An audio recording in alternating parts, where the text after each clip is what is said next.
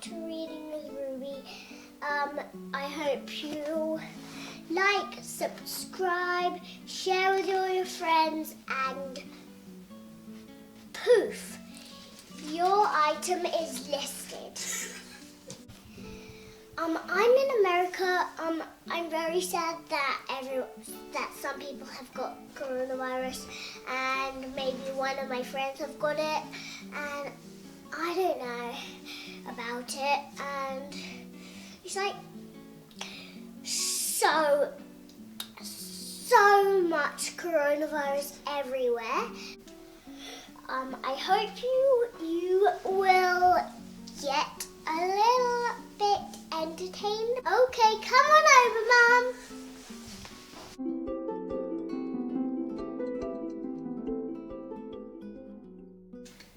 Thank you so much for joining us again. Today we're going to read The Last Stop on Market Street. And this is a very good book because it has a very nice message about things that we can do to help other people. Let's see. CJ pushed through the church doors, skipped down the steps. The outside air smelled like freedom, but it also smelled like rain, which freckled CJ's shirt and dripped down his nose.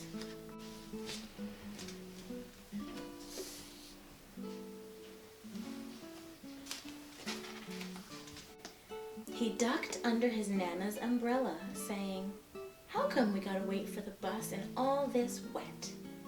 "Trees get thirsty too," his Nana told him.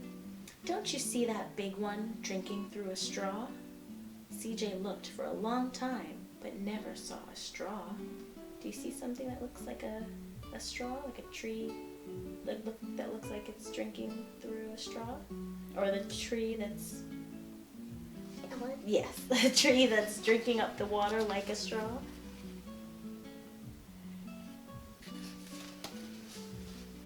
From the bus stop, he watched water pool on flower petals, watched rain patter against the windshield of a nearby car.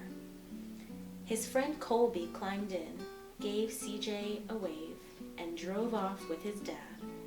"Nana, how come we don't got a car?"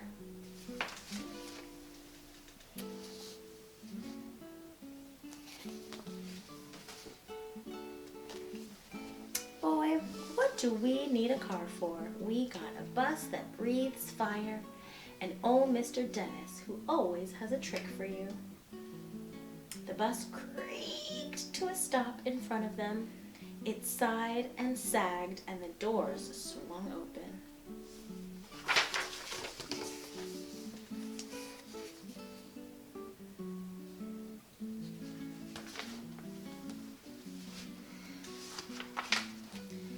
"What's that I see?" Mr. Dennis asked.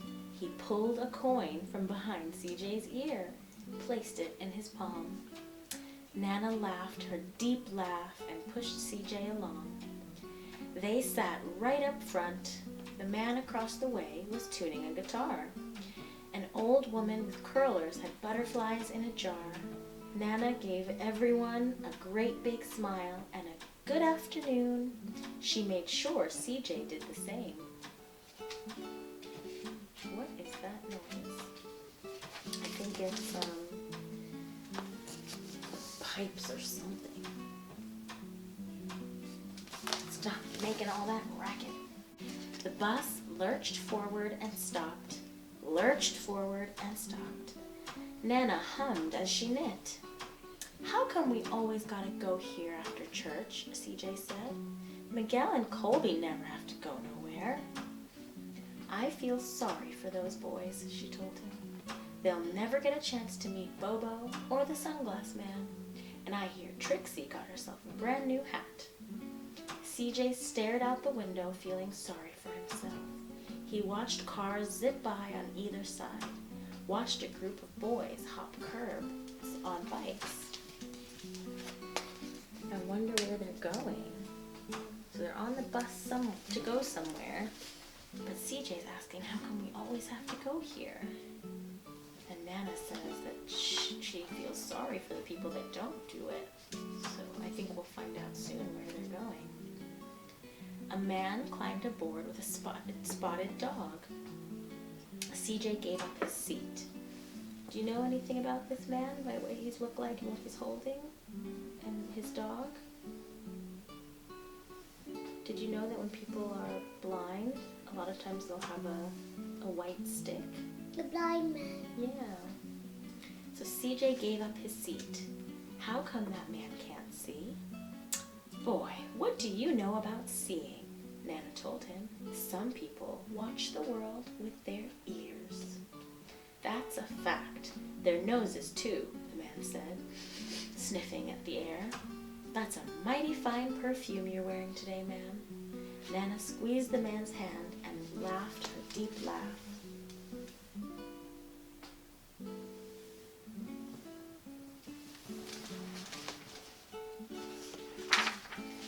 Two older boys got on next.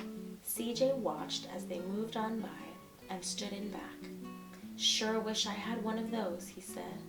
Nana set down her knitting. What for? You've got the real live thing sitting across from you. The boys are holding like an iPod or a thing that plays music. So Nana says, why don't you ask the man if he'll play a song? CJ didn't have to. The guitar player was already plucking strings and beginning to sing. To feel the magic of music, the blind man whispered. I like to close my eyes. Nana closed hers too. So did CJ and the spotted dog.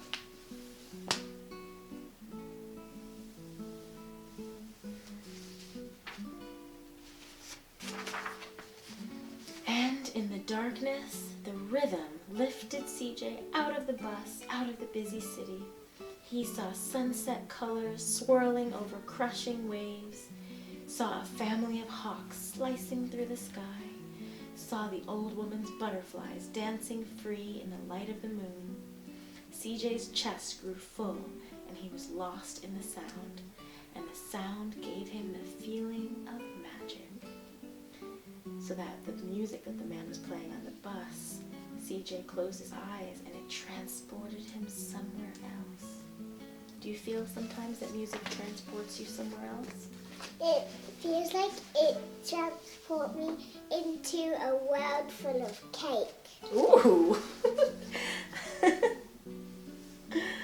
That sounds like an amazing world. Blow it and make a wish. Close your eyes. Did you wish for something good? Yeah. Ooh, I wonder what it is. The song ended and CJ opened his eyes. Everyone on the bus clapped, even the boys in the back. Nana glanced at the coin in CJ's palm. CJ dropped it in the man's hat. Last stop on Market Street, Mr. Dennis called.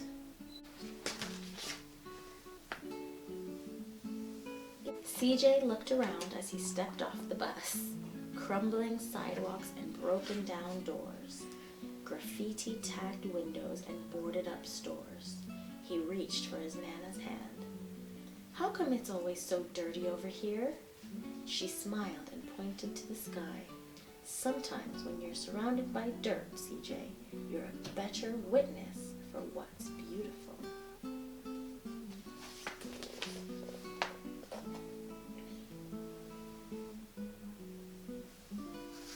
I think they're almost at their destination.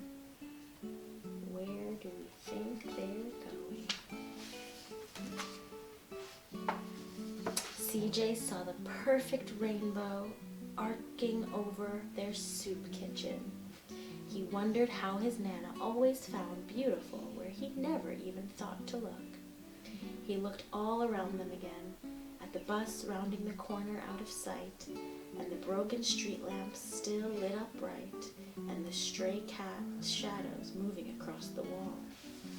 So it said that they arrived at a soup kitchen. Do you know what a soup kitchen is? Yeah, where you cook soup. Well, yes. So a soup kitchen is a place where people who don't have enough food or don't have enough money to buy food, they can go and they can get free meals. So people volunteer, they give their time, and they cook food and they serve food to people that need it the most.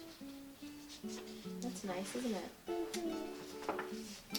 When he spotted their familiar faces in the window, he said, "I'm glad we came."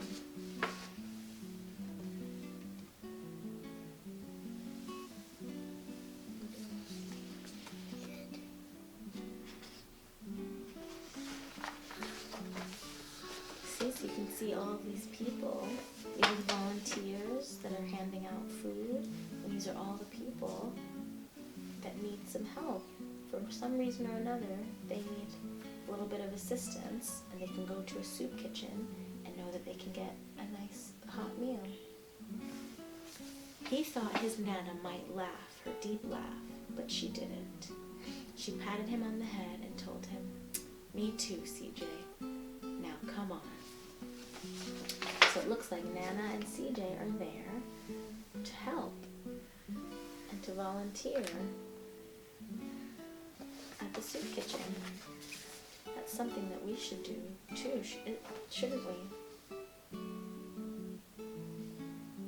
Anybody who has time and the resources to help people should try their best to help. What do you think? Was that a nice story?